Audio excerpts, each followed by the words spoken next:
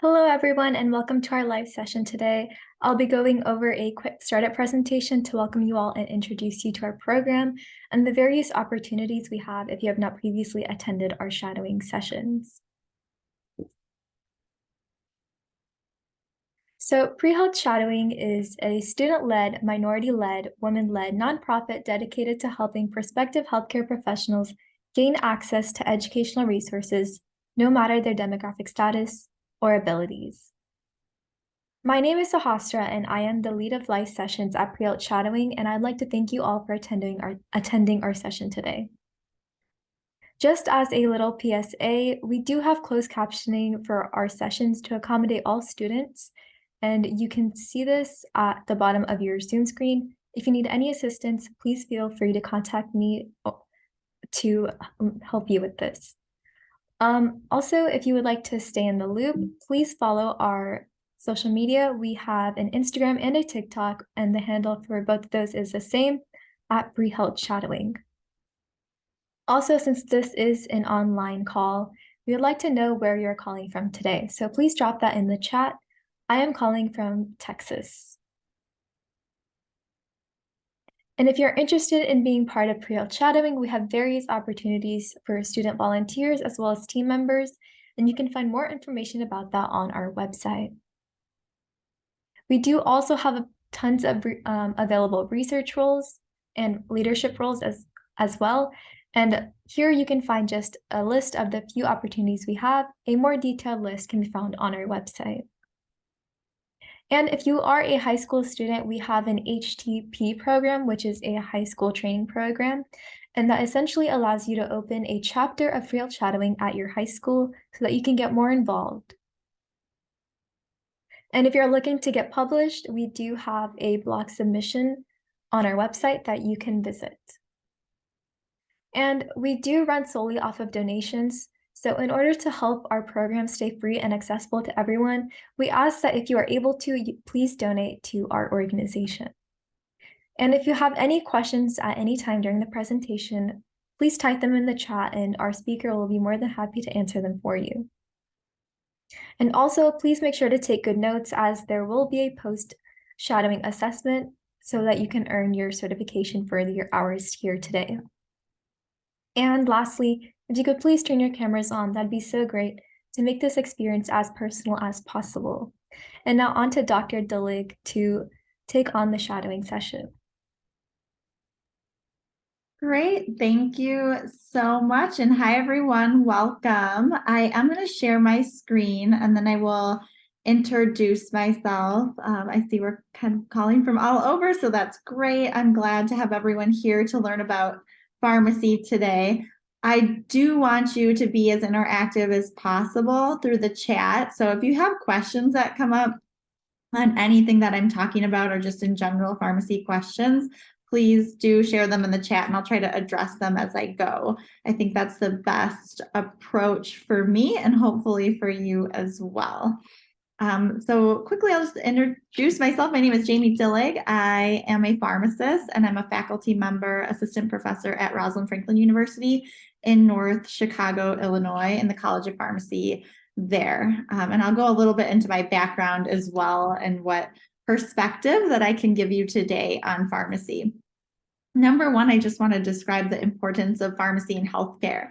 I know that not all of you are necessarily considering pharmacy as a career pathway. Maybe you're just here to learn about the profession, but I really want to give you a good sense of who we are as pharmacists and what we do that you don't typically see behind, usually there's a visible pharmacy sector in the community pharmacy aspect. Maybe you've dealt with that, but I really want to show you a different side of pharmacy and what various career paths there are. So no matter what health profession you really end up in, you probably will be working with pharmacists at some point. So hopefully giving you insight into really what they're doing in their roles and maybe inspire you to pursue pharmacy as well. So I'll talk about all those different roles and pathways that pharmacists have.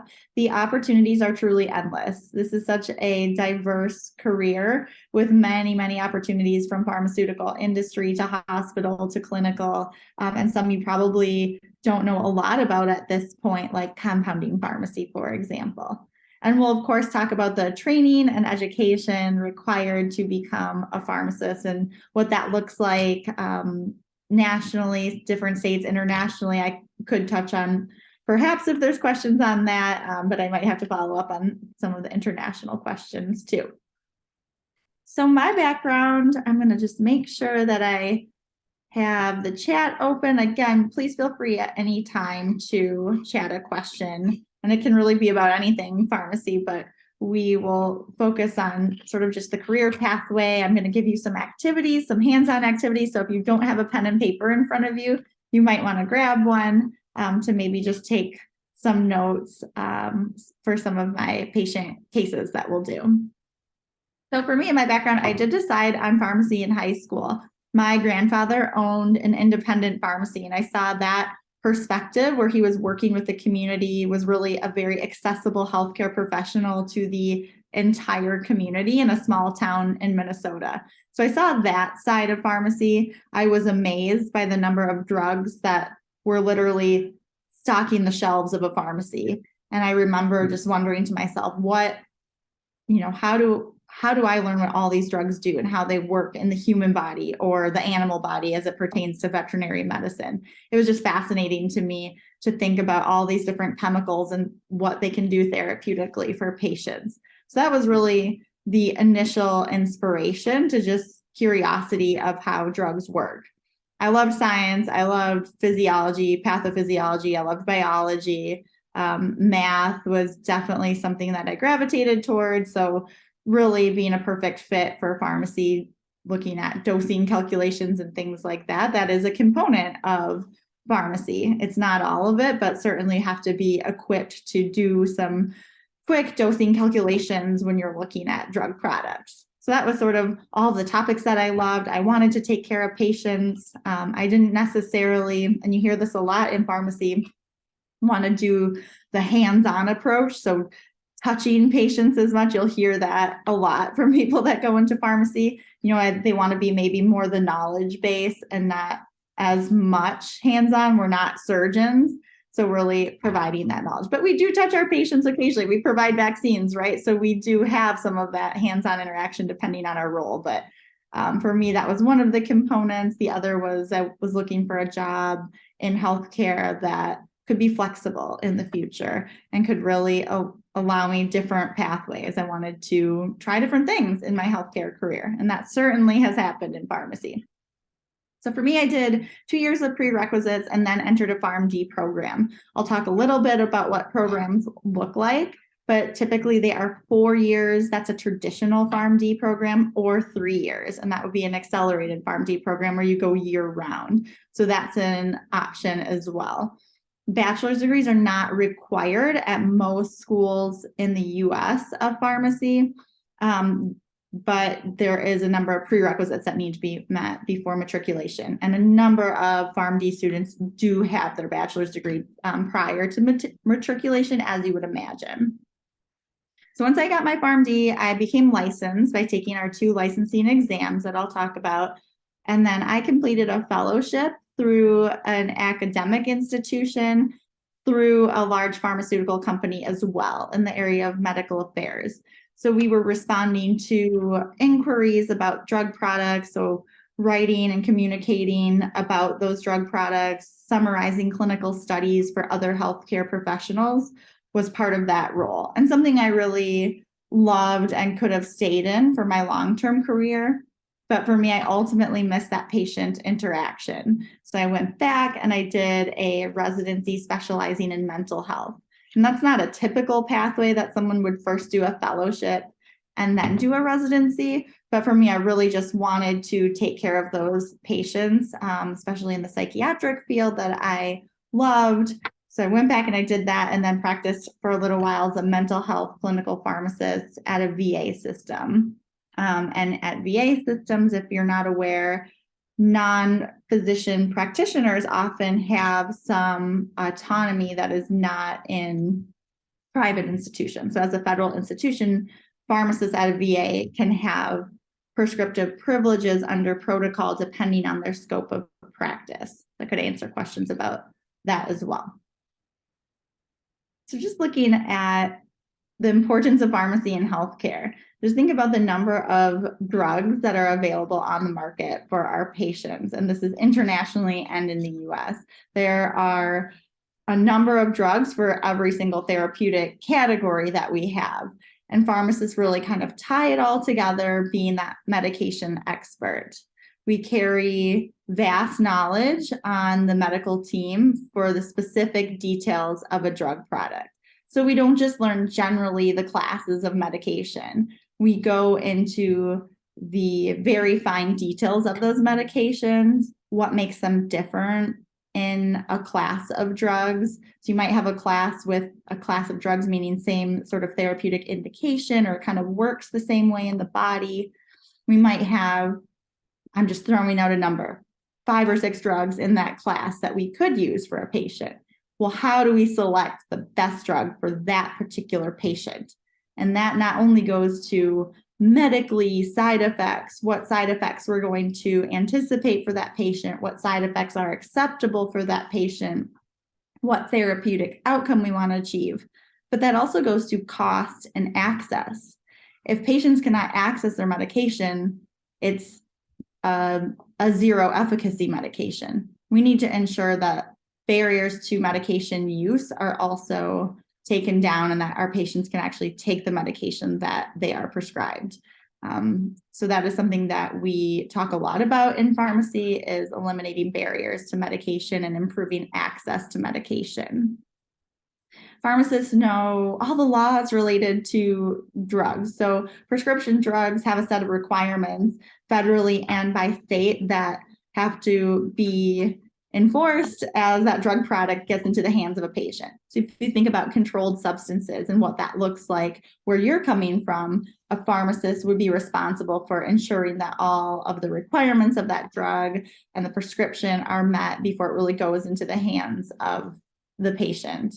And that could be opiate medications, it could be stimulant medications. Maybe you've heard about shortages of drug products like Adderall, which is a stimulant.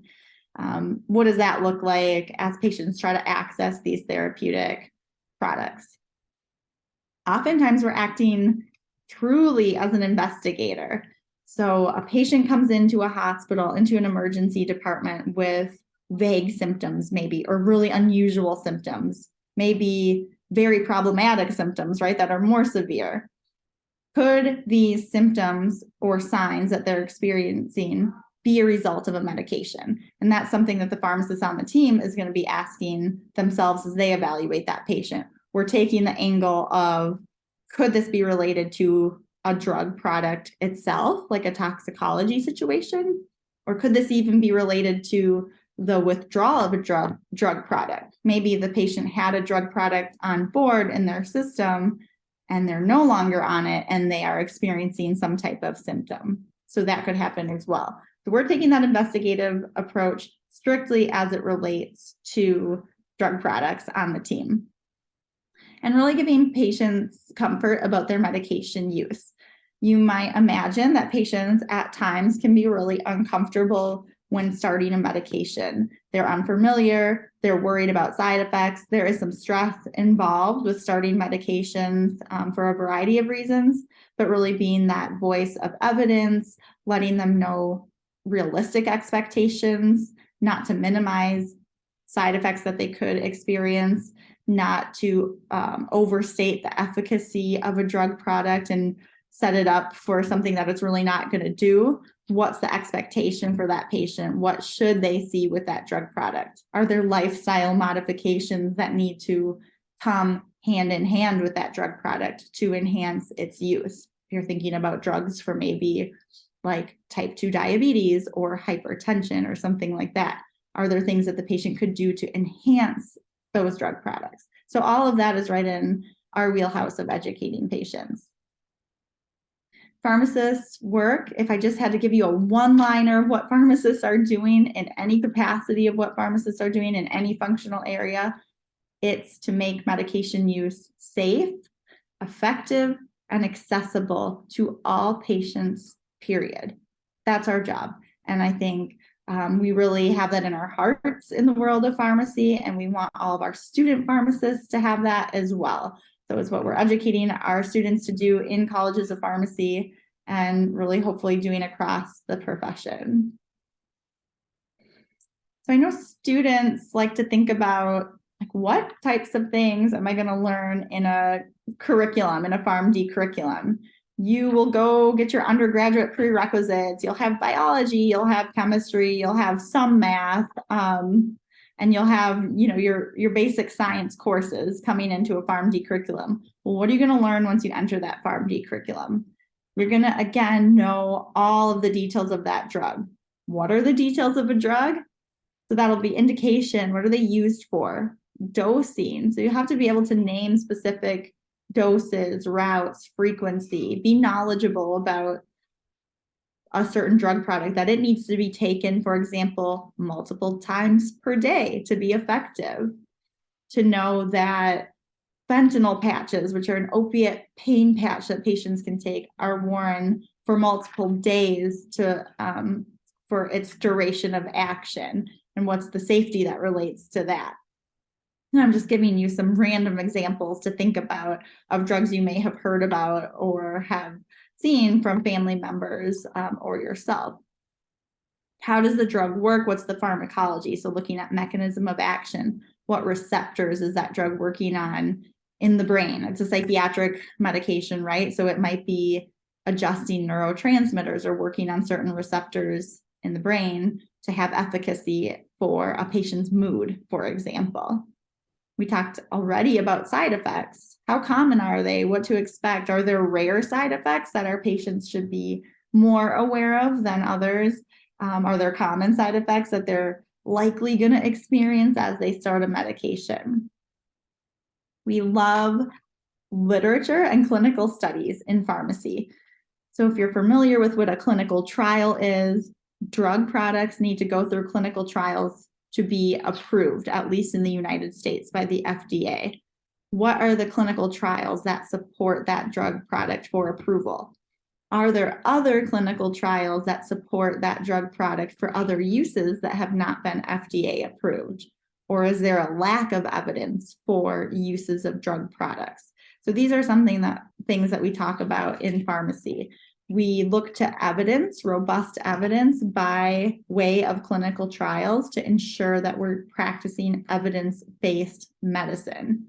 There are panels of experts of various healthcare providers, including physicians and pharmacists, that sit on guideline expert panels. So developing guidelines for certain therapeutic areas.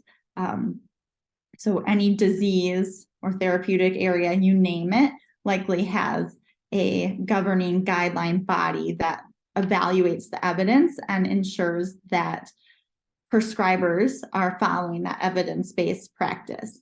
So that's one really significant role for pharmacists to be a part of, especially as it relates to drug treatment. And as you can imagine, many conditions and disease states do have an opportunity for drug treatment. And sometimes, just as perspective, sometimes that treatment would be reducing medication therapy in those areas. So just depending on what we're really looking at. Pharmacists are very much stewards of ensuring that polypharmacy does not happen with our patients. So being on multiple drugs when multiple drugs are not needed, making sure that there's an indication for every drug product that's on board for that patient. So we're not just giving drugs to patients for reasons that we don't have a diagnosed indication for their care. And that's part of our job as clinical pharmacists to review that with each and every single patient that we see or evaluate. And then certainly patient counseling. So talking to the patients themselves or the caregivers or the family members. Who is actually going to be administering these medications? Who's accessing the medications? Who needs to ensure that the patient has dietary requirements that can meet the needs of that medication?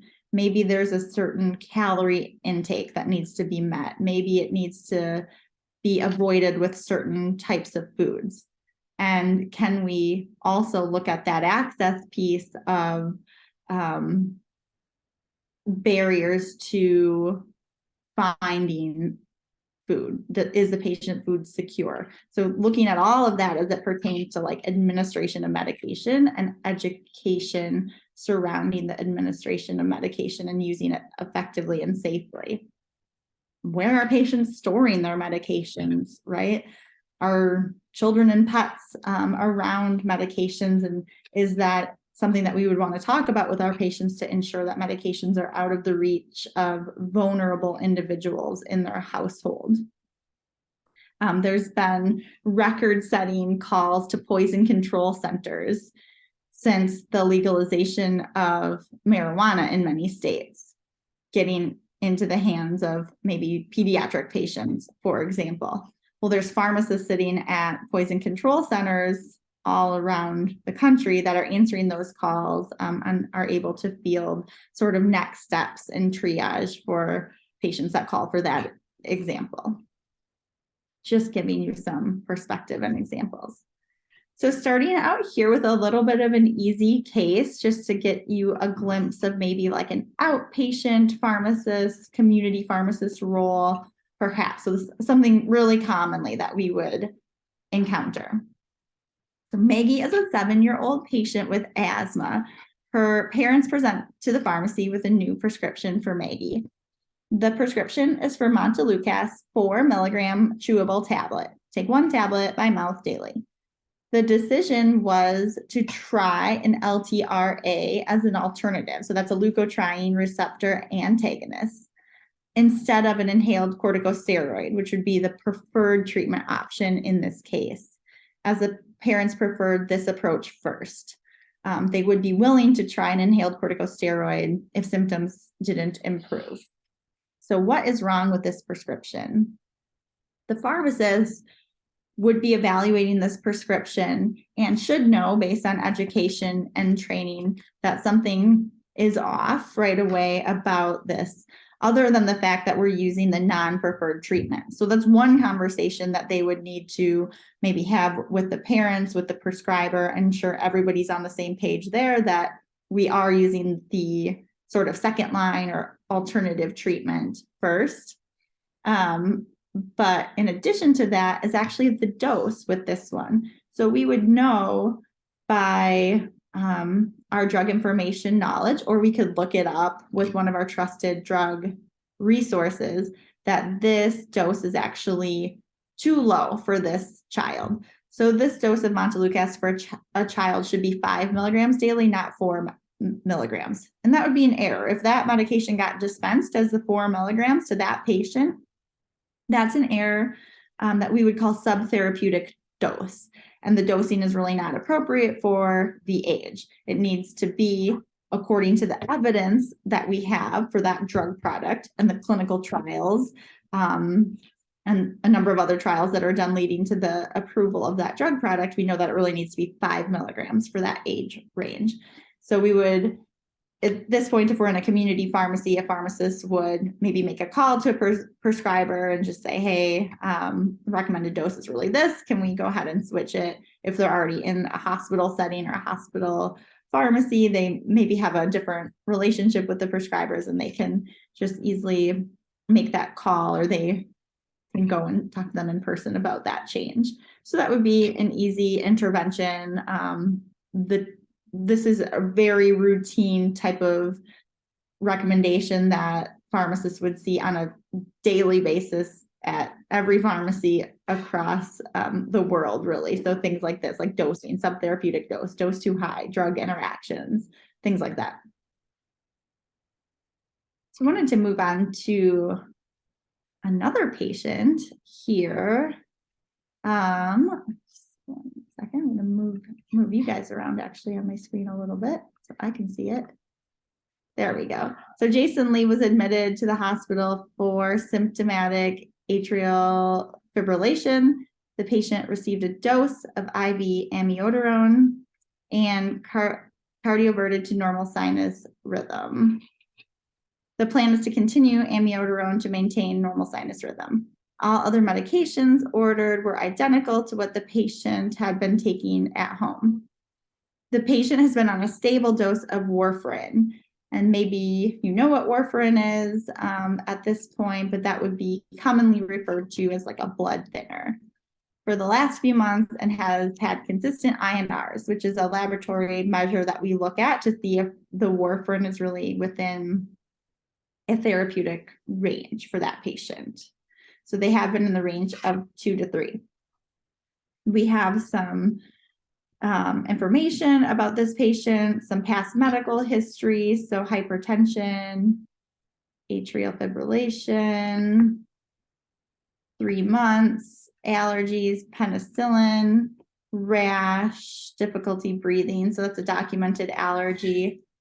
Allergy is a whole nother avenue we could go down in pharmacy to talk about if, documentation of allergies over time for patients, if they are true allergies. That's something that we do need to assess with patients on a regular basis if we are prescribing or if there have been medications that are needing to be prescribed that they have a documented allergy to, because oftentimes there might be an allergy that's not a true allergy. So again, the investigative piece of pharmacy related just to allergy alone. But for this patient, we're not doing anything with penicillin, so we'll just leave it there and take it at face value. There are vital signs and labs that we have here. And then looking at the medication list, that's what we're really focusing on as a pharmacist. So we have the amiodarone and the warfarin, and the patient is also on valsartan, all started on admission. So what is going on with this patient and what do we need to be concerned about? And I wouldn't expect you to know any of this at this point, but this is something that as a pharmacy student, you would be able equipped to kind of assess and find an answer for. So in summary from that patient chart, a 63-year-old patient presented to the emergency department with symptomatic atrial fibrillation. The patient did receive a bolus of amiodarone and converted to normal sinus rhythm. So what's a bolus? Would be one question I might ask you. That's kind of giving the drug all at one time, as opposed to an infusion where you're giving the drug over time. So we gave the patient a bolus. An order for an IV infusion of amiodarone was entered with a plan to transition to PO, which means by mouth, and continue amiodarone at home. The patient we know is also on warfarin with a current therapeutic INR of 2.5. Remember that range from the previous slide there is 2 to 3. So we want to see the range right in 2 to 3. If the INR goes a lot higher than that, the patient is at risk of a bleeding event. So that could manifest symptomatically for patients, bloody noses, blood in the stool, and a variety of other ways, but we don't want the patient to be too high with their INR. If it's subtherapeutic, if it's under that 2 of a goal, they are at risk at that point for blood clots, essentially. So that's why we want to keep the warfarin within the goal INR. And luckily we have the INR as a tool to measure how effective that warfarin is. Amiodarone will decrease the warfarin metabolism and INR is expected to increase. So you might think to yourself, well, what are we going to do? Are we just not going to give the amiodarone? That's not really an option for this patient, right? Are we going to take them off warfarin? That could be explored, but really not a route we want to go down to change them on their blood thinner product, essentially. So what options do we have? Well, with warfarin, according to the protocol that we're using for this case, and I think this is in the prescribing information, we would decrease the dose of warfarin by 33 to 50%. So you would do a quick calculation for that. What does that look like? What is reasonable for this patient based on my history with the patient? If I know this patient well, would I be a little bit more aggressive or a little bit more conservative with the dose adjustment? And we would change it to either 2 milligrams or 1.5 milligrams, kind of making a judgment call there, and then checking the INR more frequently while the patient is in the hospital. And then we would increase the INR checks when they go home over the next time frame. So kind of, again, just a simple, easy intervention. I want to demonstrate to you just more clear-cut interventions that pharmacists might be working with, but essentially they would be more complicated in real clinical practice, but we want to get you started as students and as future healthcare providers, sort of thinking about the simple interventions that you'll have as a provider. So looking at who pharmacists work with, this is one of my students, so I like to highlight them in presentations, but we work with all other healthcare professionals, essentially. So even you as attendees of this lecture, you will probably work with a pharmacist at some point, again, no matter what role you go into. If there's drug therapy involved, you essentially will probably have a pharmacist on your team. If not on your team, hopefully you will have them as a close contact that you can work with for questions and things of that nature. But MDs, DOs, PAs, doctors of podiatric medicine. So we will be answering questions, providing recommendations, maybe presenting on new drug therapies. So we would oftentimes, depending on our clinical service and our practice, would provide in services to other practitioners in the health system to get prescribers up to speed on changes in drug therapy. Maybe there's new risks that have been demonstrated with drug based on surveillance of that drug being on the market. And do we need to educate our providers on that? Is there a cost issue with our drugs in a health system that we can't access that product? So pharmacists would be a member of the team kind of making decisions about, well, what do? We can't access this drug X in our health system, or it has become too costly. What can we do as an alternative that is both safe and effective for our patients, keeping costs in mind? So pharmacoeconomics, which is kind of just the cost piece of drugs, is an important part of what we do as pharmacists and how we think about medications and access, not only individually to patients, but on a more global level, on a population level as well. We talked about that. We work with the family members and patients. We get a lot of questions from patients, especially if we are more patient-facing and like an outpatient setting. Nurses, we love nurses. We love nurses so much in pharmacy, and we tell that to our students too, that we love our nurses and working alongside them. If, as a pharmacist, we are up on the floor, so we're like decentralized, we're not in the actual pharmacy at a hospital, but pharmacists will be on the floor. Maybe typically, this is just an estimation, it varies by health system and the capacity of the hospital, but maybe there's 1 or 2 pharmacists on every floor of a hospital, or depending on the unit. Well, you're working alongside a number of nurses typically in that health system on that unit. And so nurses you'll really be the go-to for their drug questions. And we love that within the profession, that we can work alongside our nursing colleagues so well. A lot of the questions, maybe if we're just on like a med surg floor, will be on stability, interactions, dosing, routes of administration. So you get really familiar with all of the administration challenges that nurses run into when they're trying to actually give the ordered product to a patient. How do we help them ensure that the patient is safely getting the medication that is best for that patient? We do supervise pharmacy technicians. So pharmacy technicians are really doing the hard work as it relates to drug product distribution in both hospitals and in community pharmacies. So if you think about your big chain pharmacies, I won't name any names, but maybe you can think of some in your community. There are a number of pharmacy technicians working very hard at those locations to ensure that drug products get entered into the system, that they're labeled, that they're prepared, that the correct number of tablets or capsules is put into a prescription vial, that all of the information that is legally required to be on that prescription is there, that it's being given to the correct patient at the point of sale, where the patient actually takes the medication and is offered counseling, and that varies by state, by the pharmacist. But technicians are really doing the manpower at that drug distribution. So one pharmacist is typically supervising a number of technicians, depending on their role. So ensuring that technicians did prepare the product correctly, that there were no errors in the label. So this is in addition to ensuring that the medication is safe, that it's effective, that it's therapeutically the right drug for the patient. We're making sure that the technicians have appropriately prepared it and there weren't errors that went into that work, essentially. Pharmacy technicians do make IV products in a hospital setting, so pharmacists will supervise that work, kind of double checking the math, the concentrations, the preparation that led to the preparation of that IV product.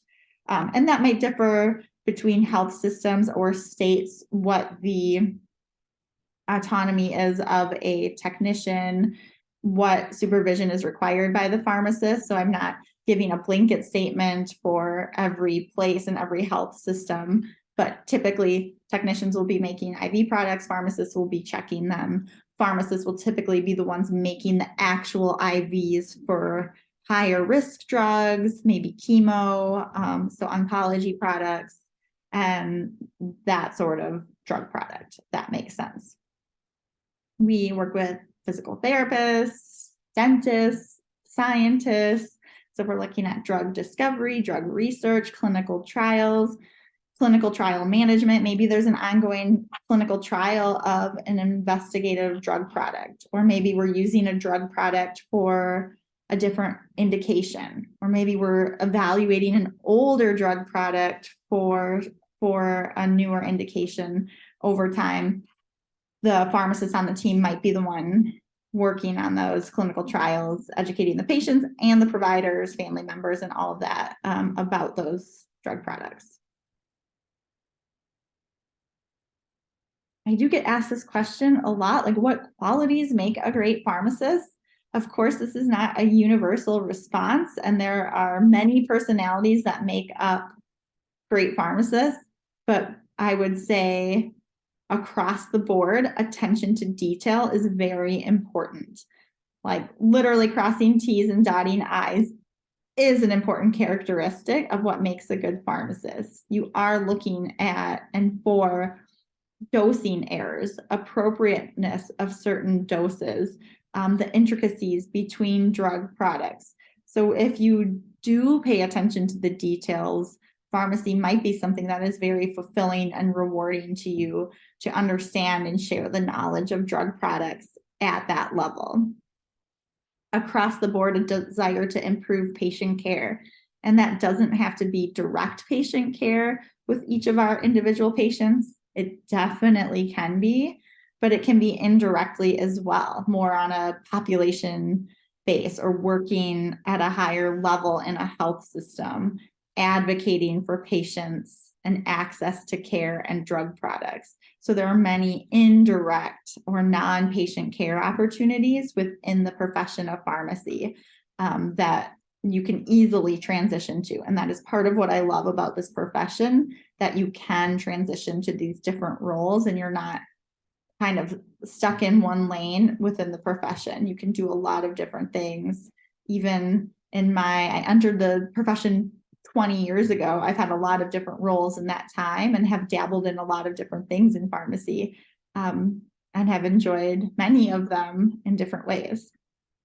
So empathy, patience, of course, that strong ability in science, like how do drugs work, going back to the foundation of what is pharmacy. But really it is that advocating for the appropriate use of drugs in our patients and patient care. High ethical standards, we mentioned controlled substances previously, so ensuring that regulations are met as it relates to controlled substances. You're working with a wide variety of patients coming from all walks of life, and the ability to connect with all of them and have them gain an understanding of the safe and effective use of the products that they're using too. And then I would say that just goes along with excellent communication skills. So I've talked about some roles, looking at different settings for pharmacists, mentioned community pharmacies. You can think about big chain pharmacies that you may have visited yourself to obtain a prescription. that is also independent pharmacies, so kind of locally owned, your neighborhood pharmacy. Those definitely still exist, and in different areas might be more prevalent. There are compounding pharmacies in the community, and that is where they might take an existing manufactured drug product and change it into something else that can be more conveniently administered for a patient. So we can make literally lollipops out of drug products if a patient can't swallow a pill or a capsule. We can put drug products into a capsule if they can swallow it. We can make all kinds of creams and ointments to administer drug products for patients that might not be able to take it in the way that is commercially manufactured. And compounding pharmacies do that on an individual level. So you might think about like hormone replacement therapy. That's a really popular example of something that compounding pharmacies would work to. So estrogen creams, testosterone creams, things like that. And patients can administer them in a variety of different ways. At the hospital, we talked about preparing IVs, making IVs, supervising the technicians that are making IVs. That's on the distribution side of hospital pharmacy, but really working your way to being the pharmacist that is interacting with other providers on the floor, going on rounds. You're on that medical team with the other prescribers, physicians, PAs, nurses, and social workers, a variety of other healthcare professionals on the team, making recommendations for the drug therapy, being attentive to the drug therapy products that are issued for that patient. So the team might be rounding, there might be a group of residents, pharmacy residents, medical residents, nursing students, and attendings there. You're the one as the pharmacist really ensuring and looking at what has been issued for drug therapy for that patient and making sure that you're okay with it based on the evidence-based medicine and practice that you have in your knowledge base. There are many, many specialty areas. So just as there are in medicine that you can go into different specialty areas, you can in pharmacy as well. And you can specialize in those areas through residencies. Unlike medicine, though, residencies in pharmacy are optional. So you can graduate with your PharmD and you can practice as a pharmacist and you can gain great clinical experience and you can be a pharmacist and you can work your way into some of these clinical specialties. Or you can do a more fast track to your experience by completing 1 or 2 years of residency. And I'll tell you what those specialty areas are as well. And kind of the last major bucket, and there are others, but that would be pharmaceutical industry or the FDA. So you might graduate with your PharmD and then go into more of a functional area in biopharmaceutical or pharmaceutical industry, which would look like medical affairs, medical strategy, regulatory affairs, and being an advocate for the medical side of things in pharmaceutical industry. When you go into a clinical specialty, there are a variety of different therapeutic areas you could go into or interest areas. So I mentioned that residencies are optional in pharmacy altogether. So you can graduate, you can get licensed, you can work as a pharmacist. You may choose to graduate, get licensed, and then do a PGY1 or postgraduate year 1 residency. That is typically just general in a hospital, or it could be in a community setting, but commonly hospital practice. And you would have your core rotations in that hospital PGY1 residency. So you would see acute care. You might round a rotation in the emergency department. You would have your core rotations and get a variety of different experiences. You would get to experience hospital administration during that residency as an elective typically. Beyond that, for PGY2, so a second year, also completely optional, and it still all goes through the match, just like with medicine. If you're familiar with how the match works for medicine, it's the same for pharmacy. It happens in March. You put in preferences, the sites put in preferences, and you get matched to a program. Match day, if you heard of it. We have the same as medicine, not on the same day though, typically. But our specialties that you can go into for your second year and then eventually become board certified, if that's what interests you, are ambulatory care, compounding, cardiology, emergency medicine, critical care, geriatric, infectious disease, pretty popular one, especially I think after the pandemic, just to see what clinical pharmacists can do in that capacity in infectious disease and infectious disease stewardship, for example. So ensuring that medications, antibiotics, antiviral medications are being utilized the right way. Nutrition, nuclear pharmacy, oncology, pediatric pharmacy, pharmacotherapy, so that's like a general specialist, psychiatry, and solid organ transplants. This is not a fully comprehensive list, but some of the major areas and where you can obtain board certification in pharmacy. So you would get letter designation after your name, like BCPP, board certified psychiatric pharmacist, for example. All right, so we're going to do a little case to give our brains a break. I haven't yet talked about pharmacogenomics, which is such an interesting place in pharmacy. It has been around for some time, but definitely gaining more and more momentum in the knowledge piece amongst clinical pharmacists and pharmacists everywhere. So this is a very simplified pharmacogenomics case, just to kind of give you an idea what a pharmacogenomics pharmacist or just a general pharmacist that does have some specialty in pharmacogenomics might do. So you have a patient and you run a pharmacogenetic profile on this patient. They are found to have a CYP2D6*4*4 allele variant. So you get a report, just like you do with genealogy of the genes that pertain to drug therapy. This is one of the genes with variants that you might get. And there are many, many, many other variants. It could be anything with this asterisk number designation. List one specific dosing adjustment that should be made based on this genetic variation. So this is just one very specific example of a genetic variation that pertains to drug therapy.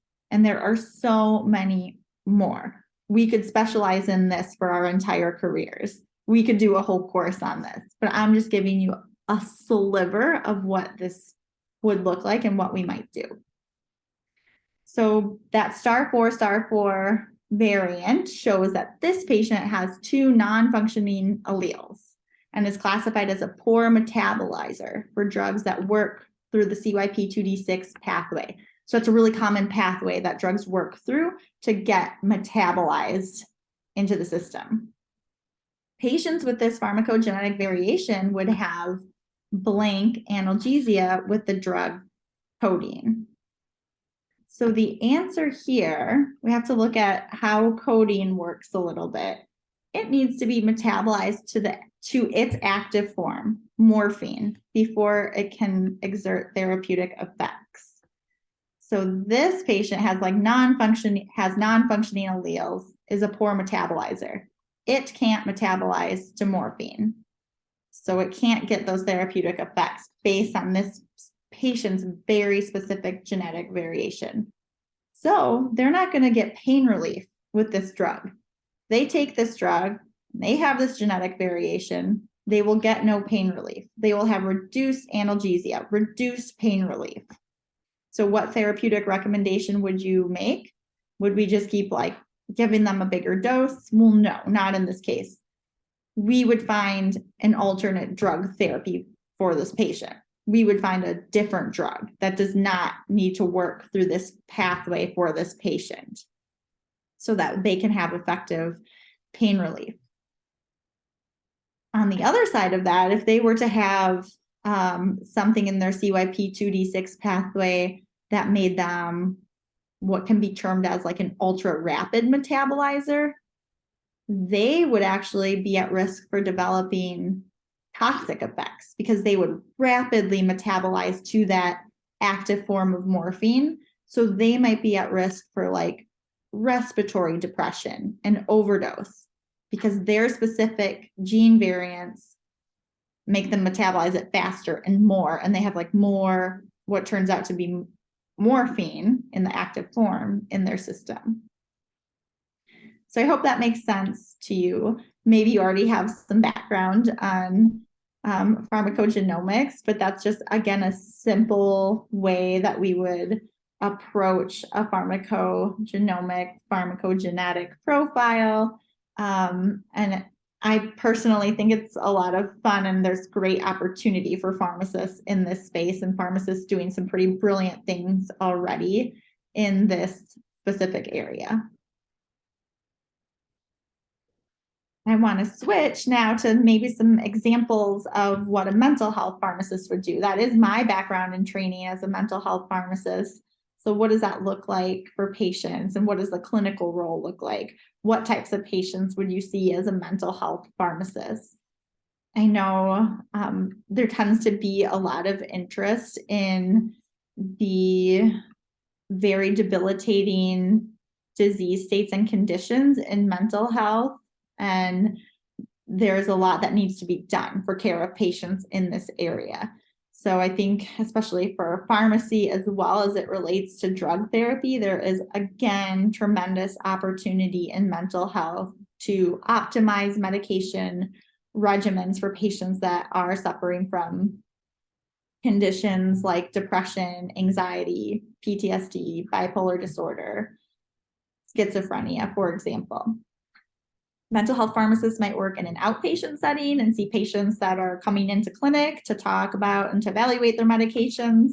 Of course, they would be working with their psychiatrists as well, but the mental health pharmacist would work alongside that psychiatrist in many cases and would be the voice on the team for the drug therapy. Mental health pharmacists oftentimes will see their own patients for just true medication therapy management, to evaluate what was started, what has changed, do we need to optimize any doses, do we need to increase doses for anything that we don't see any efficacy on? Has a patient been on a medication for months and we're seeing no effect whatsoever? Are we using validated tools to assess the efficacy of those medications? So validated tools do exist, and we can assess a patient's depression, anxiety, for example, and see if the medications that we're using are actually working. And if they're not working, what are we going to do about it? Are we going to continue them on this medication where they might be experiencing side effects, or are we going to explore other options? So that's a great role for mental health pharmacists to contribute really positively in a patient's life that is taking medications here. We would look at not only efficacy and safety, so side effects or efficacy, but look at cost, look at dosage form. Is it more appropriate for this patient to receive an injection? And are they agreeable to that? Do they have difficulty remembering to take a medication on a daily basis? Do they have a really busy life? Maybe they have small children at home and they can't remember to take their medication on time, or whatever the reason is. Could we offer a long-acting injectable medication that some of our psychiatric medications come in? Is that appropriate for them? Are they willing to do that? And then they could get it, for example, it varies by product, every 30 days or longer. So looking at some medications specifically for anxiety, anxiety is really a prevalent condition that is treated and manageable at times with drug therapy. Some of those drug therapies being fluoxetine, venlafaxine, escitalopram, citalopram, maybe Xanax, alprazolam. What is the most appropriate maintenance treatment for patients? Sertraline. How do we know if it's working? Well, as a mental health pharmacist, and maybe specializing in this area, or for just your general pharmacist, we know that anxiety medications tend to require higher dosing than they do for depression. So these are some of the same medications that are used in depression, for example, but for anxiety, we know that they require higher dosing. So if we see a patient come to us in any setting, not just a mental health setting, that is still having profound or any type of symptoms that are affecting their life for anxiety, if we evaluate their dose and it's really a subtherapeutic dose, then could we take them up? Could we make that recommendation to increase the dose, see how they do? If they're not exhibiting side effects, if their prescriber of that drug is on board, work as a team to maybe increase it for that patient and see how they do. And then evaluate with them if it's effective. And to me, that's just, you can make such a difference on one single drug product for a patient. Like their anxiety wasn't being treated, we bumped it up to that dose, and it's sometimes like a light switch dose, like then it starts working because we actually tried the dose that it needed to be for that specific patient. And to me, that's profound, it's amazing, and that is very rewarding as a pharmacist to be able to look at those details and ensure that patients are optimized. So changing gears to the training required to be a pharmacist, I talked a little bit about that there are 4-year programs for PharmD programs. There are 3-year programs in the United States. All programs that are accredited are PharmD programs, so Doctor of Pharmacy programs. It just varies in length, but traditionally, and the majority of programs are 4 years at this point. The prerequisites are universal, but they do vary by institution. For math, it might just be college level math, or it could be calculus for some institutions. Typically, you will not find many major differences between biology and chemistry with a lab, but the credit hours might differ. Many institutions will take AP credits from high school. So if you're a high school student obtaining AP credits, those, if they're on your transcript, on your undergrad transcript, that will transfer as a prereq and be honored as a prereq in going into a PharmD program. So it is possible to enter a Doctor of Pharmacy program with, only 1 or 2 years of, most of the time, 2 years of undergraduate coursework if you're really motivated to meet those prerequisites in that time. There is an entrance exam for pharmacy, and it is not required by all schools. So it would be important to look at the schools that you're looking at to see if they are requiring the PCAT. Similar in some ways to the MCAT if you're familiar with that, but there are differences. And then there's a centralized application, so a single application service called PharmCast, where all of your transcripts are housed, and you can apply to programs through PharmCast.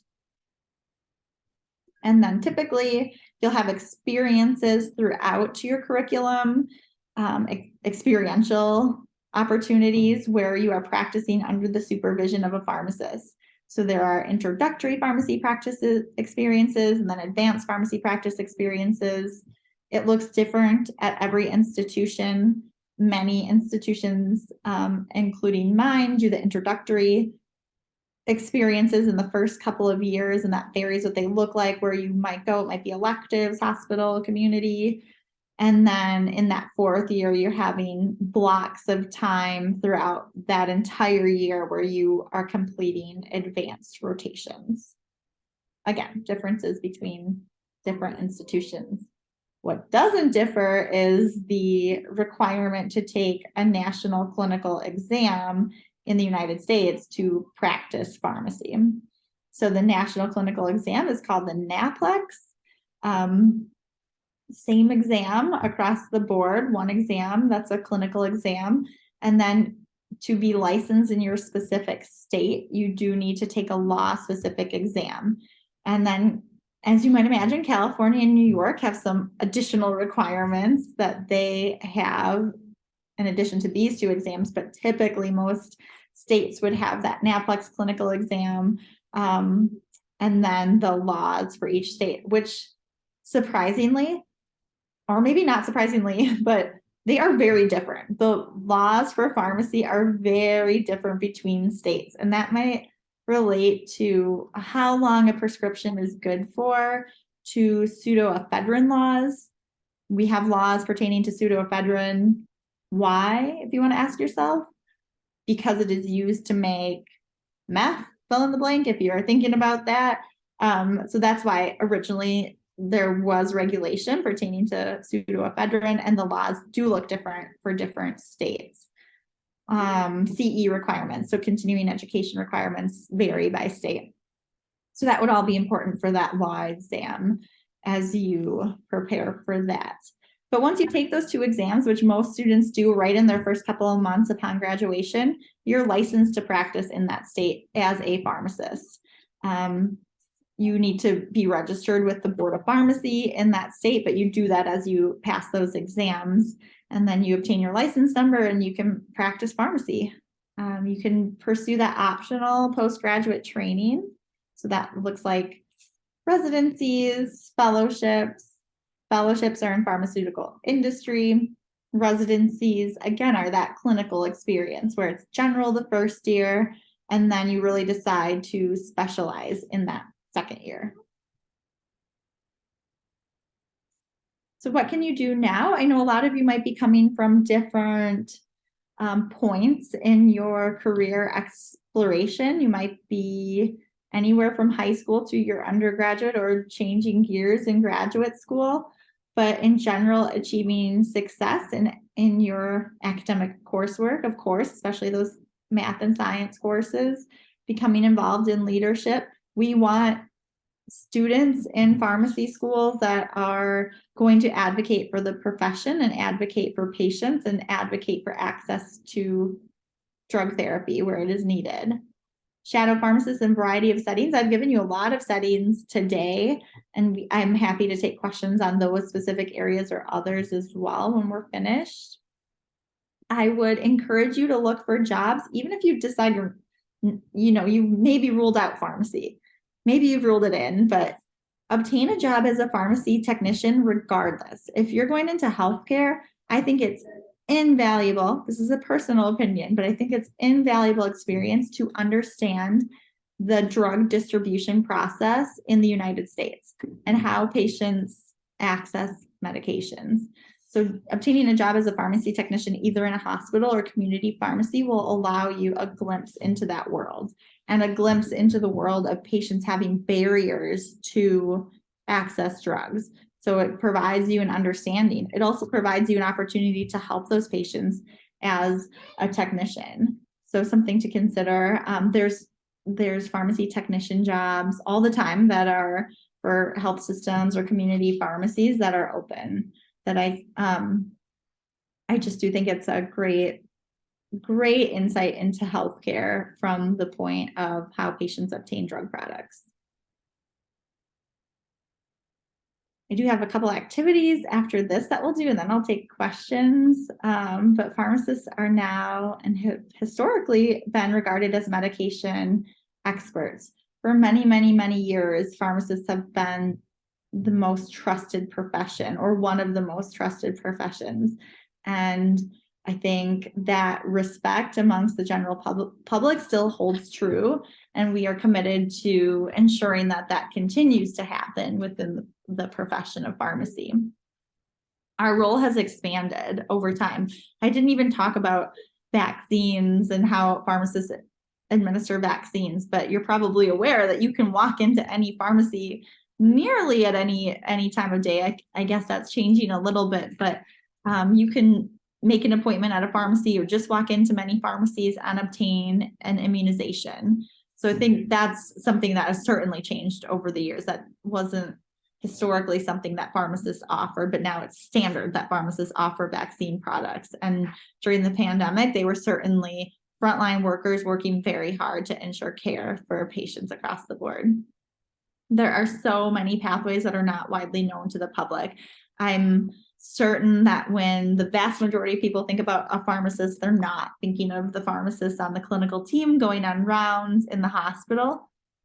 But those roles are very, very common. And something that are very helpful to the medical team.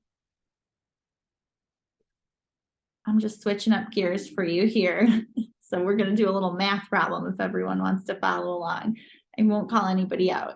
This is a simple math problem, but I think just highlights like something that you would do on a daily basis as a pharmacist. I have to be able to read it though. Okay, so we have a hospitalized pediatric patient with a skin infection that is to receive amoxil, which is the brand name for amoxicillin. I have a mock product in the image. That's not actually amoxicillin, but it kind of looks like that. That's just a fake product that students use. But amoxil 45 milligrams per kilogram per day in 2 divided doses. So first of all, you confirm that this is the correct dosage for this type of skin infection. And there might be guidelines that differ, especially for infectious disease topics. Maybe that was a poor choice to pick an infectious disease topic because there are ever-changing guidelines through national organizations that look at evidence and might change the recommendation. But we look it up on a reputable drug source for a skin infection, and for pediatric patients, this is the recommended dose. So we'll go with that. Yes, we want 45 milligrams per kilogram per day in 2 divided doses. So now the patient that you're verifying this for is a 22-pound patient that is 1 year old. This was ordered for the nurse to give, and this is what the nurse has. So the nurse is checking this with you. The nurse is about to provide this to the patient. They have amoxicillin, the concentration of 125 milligram per 5 ml. Give 10 ml twice daily. Was it ordered correctly? Is this appropriate? And if it wasn't, how would you change it? So I'll just put in the chat the things that I would do to quickly check this. And maybe you already did this. Maybe you can do this super fast. So first, the patient is 22 pounds divided by 2.2 because there is 2.2 pounds in every 1 kilogram. So that equals what? 10 kilograms. So we know the patient first is 10 kilograms, being 22 pounds. Then we need 45 milligrams per kilogram per day. So 45 times 10, because it's 45 milligrams per kilogram. So 45 milligrams times 10 kilograms equals 450 milligrams per day. We need that in 2 divided doses. So 450 divided by 2 equals 225 milligrams BID twice a day. So we're giving 225 twice a day. When we look at what is being given, they're giving 125 per 5, give 10 mLs twice a day. So they're actually giving 250 milligrams because I did the 125 times 2 twice a day. So are they giving the correct dose? No, they're giving too much. So then we would go back and find the concentration of what should be given for the volume. So we would just do like 120. The concentration we have is 125 milligram per 5 ml equals, and you just cross multiply 250 milligrams divided by X ml. So you just solve for X, and then we get X equals 9 mLs. So that's what should have been given to get the 225 milligrams. We try doing math on a Zoom live. It's really fun. So that's just a simple calculation that we would verify for any patient coming in for a drug product in the pharmacy, or you're working up on the floors and you're just like checking before they actually get it if it is the appropriate dose. And in this case, it wasn't. And then my last activity before questions is switching gears again from clinical and math to regulatory pharmacy. So I did mention pharmaceutical industry and the FDA. I completed a fellowship after receiving my PharmD.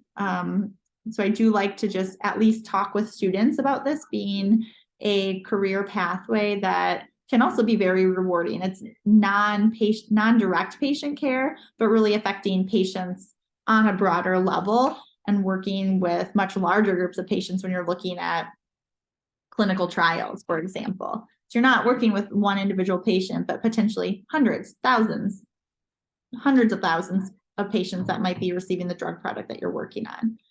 So my example, and this I think is timely if you've been paying attention in the news of what is popular with some drug products. I'm not going to use any names here in this format.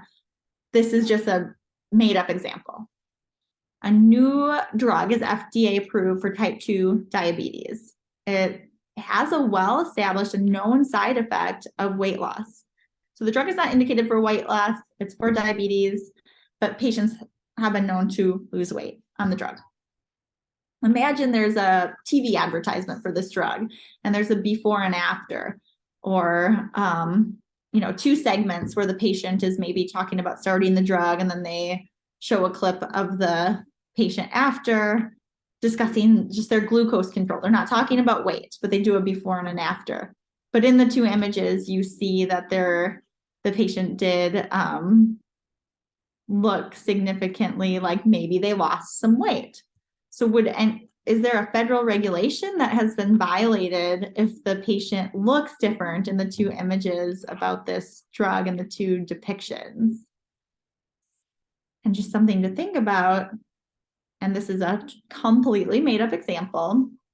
But yes, if that were to happen, which this didn't happen, but if it did happen, that drug company responsible for the TV advertisement could be in violation of the Federal Food, Drug, and Cosmetic Act for misbranding that drug. So essentially like implying that it has efficacy in something other than the approval for which it has been designated, if that makes sense.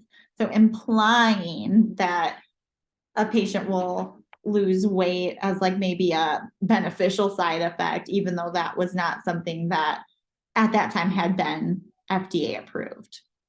Another example,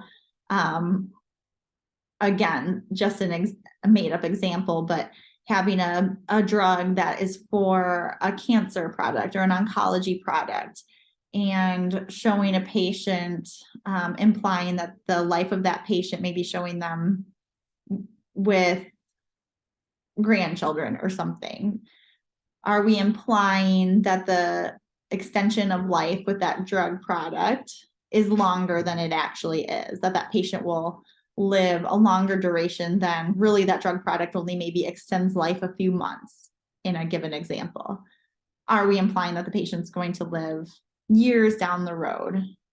So something to think about. These are very extreme examples that didn't happen, but medical reviewers, pharmacists, MDs, PAs that do go into industry could have that type of role of looking at fair balance, looking at medical accuracy, ensuring that if you're working for a drug company, that the drug company itself is adhering to federal regulation. So kind of a neat opportunity for healthcare professionals within industry, and then on the other side of it at the FDA as well. So you could go on the FDA side and you would be perhaps evaluating potential violations to regulatory federal regulations. So with that, I am going to wrap up presentation. I will take questions at this time. And you can feel free to email me personally, and I will get back to you if you just want to maybe connect with a pharmacist or have other questions. I'm happy to help. Are there any questions? And you can just put them in the chat too if that's most comfortable. So one question is could you kind of expand more on why you chose to do a fellowship? Or sorry, not a fellowship, a residency, since that is optional. Yeah. So, and then there's a question, what are the benefits of doing residency? So for me, I did a fellowship initially because a lot of the people in my class were going to do residencies, and I had it somewhere inside me that I felt like I wanted to do something different, and I just wanted to not follow the mold at the time, and not many people were seeking out fellowships at that time. And I thought it would just be a cool opportunity. It ended up being a great opportunity. I had the opportunity to collaborate on a poster that we presented internationally, and learned a lot about manuscript development and all of that. So the great experience, loved the experience. Ultimately, for me, I did miss patient care and wanted to go back to patient care. I wanted to really get robust clinical knowledge. So I think that's the greatest benefit of a residency. It is optional. You receive a stipend during a residency, so you're not getting a full salary that a pharmacist would be getting just as a medical resident is, but you do get considerable clinical knowledge in that year and mentorship. So you have the opportunity to work on manuscripts, to present posters at local and national meetings, to get really comfortable with research, to seek IRB approval for a research project at your institution. Whereas if you just start working as, I think this goes for a lot of healthcare professionals, will you get that mentorship individually from someone? Or you're pretty much guaranteed to get great mentorship in a residency. You get to explore different areas of the hospital and different clinical environments. You might be in the emergency room for one rotation. You might be in the psychiatric unit for another rotation. You get all of that during school, but at the time you're a resident, you're a practicing pharmacist.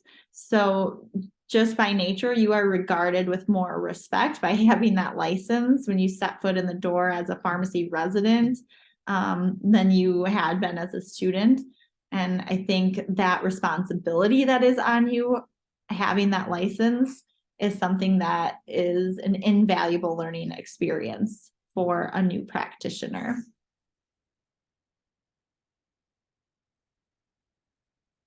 So a question, do I have any cases that stood out to me? I have many, and I have many just stories that would probably make you laugh from community pharmacy, and patients coming in. But one specific area that stood out to me, and this is not a specific case, would just be working in an adolescent substance use unit. That was during my residency. So I think that was just kind of eye-opening to work with a young population and to work on their mental health needs as they struggled with a variety of substance use disorders, with coexisting eating disorders at the same time. So that was something that I felt really passionately to be in that unit. We did see some pediatric patients during my residency. So that was something that I had not seen as a student, and had a pretty profound impact on me to be with that patient population.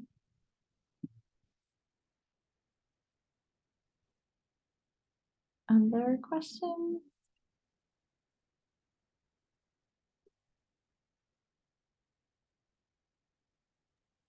So this is the last call for questions. If you guys have no more questions, we will move on to the wrap-up presentation. Then I will say thank you all for being here. I hope you did learn something new. Is it okay if I share a quick survey that's a poll everywhere? It's like 6 questions, or Oh yeah, of course. Go ahead. I'm just going to put that link in the chat if you wouldn't mind doing it, just for feedback. For me, I'm happy to take any constructive feedback from you all, and I'm just going to grab that link. It's just a really, really quick survey if you are able to do it. Thank you so much for being here and learning about pharmacy tonight. Thank you so much for speaking to us. It was very helpful. Thanks. Should I sign off, or I can stick around? You can stick around, yeah. Great. So while you guys are filling out that survey, I'll go ahead and present the wrap-up presentation. So if you could give me 2 seconds so I can pull that up.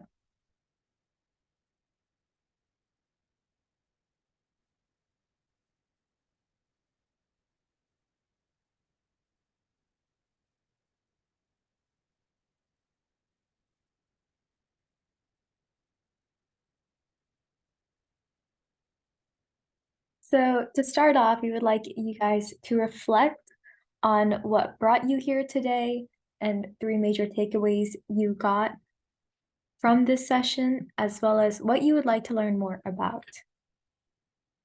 And again, if you would like any recognition for your articles, reflections, reviews, or success stories, you can submit those to our blog submissions on the website. And if you're interested in being part of our team, we have opportunities for you to become both a student volunteer and a shadowing team member. Oh, sorry.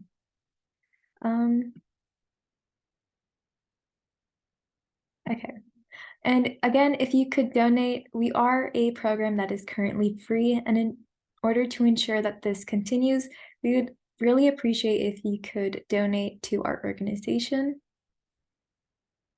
And our post-shadowing assessment is available at our website. It'll officially be available at 6:30. It is a simple 10-question multiple choice, and you need a 70% or higher in order to gain certification.